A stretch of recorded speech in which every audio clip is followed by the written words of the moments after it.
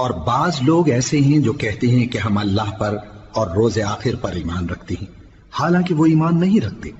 یہ اپنے خیال میں اللہ کو اور مومنوں کو دھوکہ دیتے ہیں، مگر حقیقت میں اپنے سوا کسی کو دھوکہ نہیں دیتے اور اس سے بے خبر ہیں۔ ان کے دلوں میں کفر کا مرض تھا، اللہ نے ان کا مرض اور زیادہ کر دیا، اور ان کے جھوٹ بولنے کے سبب ان کو دکھ دینے والا عذاب ہوگا۔ اور جب ان سے کہا جاتا ہے کہ زمین میں فساد نہ ڈالو تو کہتے ہیں کہ ہم تو اصلاح کرنے والے ہیں۔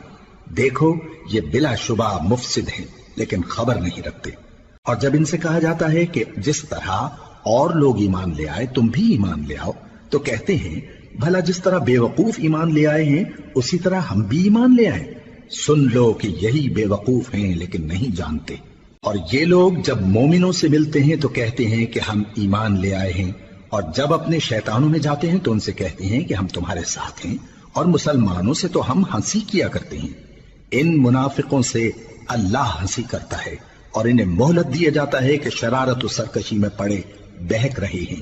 یہ وہ لوگ ہیں جنہوں نے ہدایت چھوڑ کر گمراہی خریدی، تو نہ تو ان کی تجارت ہی نے کچھ نفع دیا اور نہ یہ ہدایت یاب ہی ہوئے۔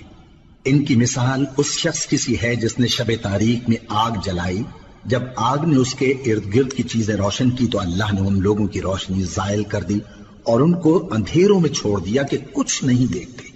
یہ بہرے ہیں، گونگے ہیں، اندھے ہیں کہ کسی طرح سیدھے رستے کی طرف لوٹ ہی نہیں سکتے۔ یا ان کی مثال میں کسی ہے کہ آسمان سے برس رہا ہو اور اس میں اندھیرے پر اندھیرا چھا رہا ہو اور بادل گرج رہا ہو اور بجلی کوند رہی ہو، تو یہ کڑک سے ڈر کر موت کے خوف سے کانوں میں انگلیاں دے لے۔